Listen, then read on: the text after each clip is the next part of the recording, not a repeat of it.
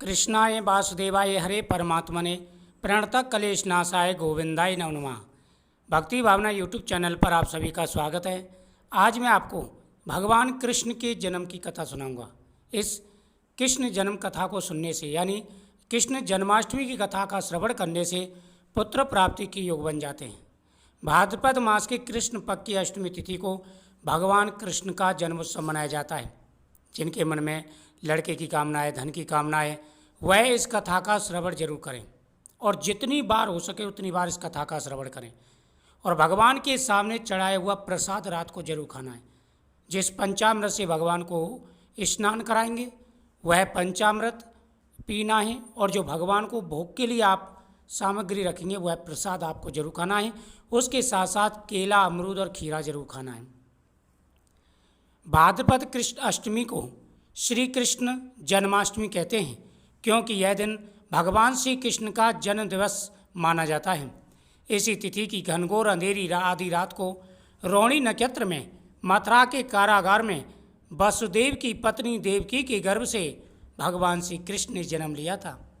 यह तिथि उसी शुभ घड़ी की याद दिलाती है और सारे देश में बड़ी धूमधाम से कृष्ण जन्माष्टमी मनाई जाती है। जन्माष्टमी के दिन भगवान श्री कृष्ण की इस कथा का श्रवण जरूर करें। द्वापर युग में भोजवंशी राजा उग्रसेन मथुरा में राज्य करते थे। उसके आतताई पुत्र कंस ने उन्हें गद्दी से उतार दिया और स्वयं मथुरा का राजा बन बैठा। कंस की एक बहन देवकी थी, जिसका विवाह वसुदेव नामक यदुवंशी सरदार से हुआ था।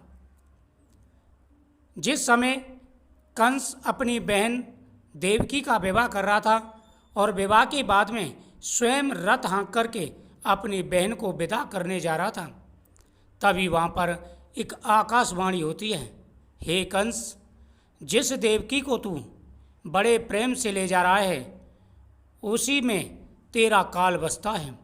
इसी के गर्भ से उत्पन्न 8वां बालक तेरा वध करेगा। यह सुन करके कंस बड़ा क्रोध में भर गया और क्रोध में भर करके उसने तलवार निकाली और वसुदेव को मारने के लिए तैयार हो गया। तब देवकी ने उससे विनयपूर्वक कहा, भैया, मेरे गर्भ से जो संतान होगी उसे मैं तुम्हारे सामने ला दूंगा। बहनोई को मारने से क्या लाभ? तुम्हें तो संतान से मतलब है। जो मेरी संतान जन्म लेगी मैं उस संतान को आपको समर्पित कर दूंगी। कंस ने देवकी की बात मान ली और मथुरा वापस चला आया। उसने वसुदेव और देवकी को कारागार में डाल दिया। वसुदेव देवकी के एक एक करके 7 बच्चे हुए और 6 बच्चों को उसने मार दिया। 7वां जो बच्चा था वह माता रोहिणी के पास पहुंचा दिया, क्योंकि वह बलराम जी थे। अब 8वां बच्चा होने वाला था। भाद्रपद मास के कृष्ण पक्ष की अष्टमी तिथि थी। चारों ओर अंधेरा था। घनघोर बारिश हो रही थी। जमुना जी उफान पर थी। बड़ा ही भयावह दृश्य था। कारागार में उन पर कड़े पहरे बैठा दिए गए। उसी समय नंद की पत्नी यशोदा को भी बच्चा होने वाला था। उन्होंने वसुदेव देवकी के दुखी जीवन को देख 8वें बच्चे की रक्षा का उपाय रचा। जिस समय वसुदेव देवकी को पुत्र पैदा हुआ उसी समय संयोग से यशोदा के गर्भ से कन्या ने जन्म लिया, जो और कोई नहीं वह भगवान कृष्ण की माया थी। जिस कोठरी में देवकी वसुदेव कैद थे उसमें अचानक प्रकाश हुआ और उनके सामने शंख चक्र गदा पद धारण किए हुए चतुर्भुज भगवान प्रकट हुए। कहते हैं कि भगवान कृष्ण ने गर्भ से जन्म नहीं लिया था। पहले वह वास्तविक रूप में भगवान विष्णु के रूप में चतुर्भुजी रूप में आए और माता देवकी और वसुदेव जी को पहले दर्शन दिया, उनको बचनों का याद दिलाया और उसके बाद में उन्होंने वही बालक रूप धारण कर लिया। वसुदेव और देवकी दोनों उनके चरणों में गिर पड़े। तब भगवान ने उनसे कहा, अब मैं पुनः नवजात शिशु का रूप धारण करने वाला हूँ। जो तुम्हें मैंने वचन दिया था उस वचन को निभाने के लिए मैं आया हूँ। तुम मुझे इसी समय अपने मित्र नंद जी के घर वृंदावन में भेजाओ और उनके यहाँ जो कन्या जन्मी है उसे लाकर कंस के हवाले कर दूं। इस समय वातावरण बहुत ही अनुकूल नहीं है, बहुत ही भयावह वातावरण है, फिर भी तुम चिंता ना करो।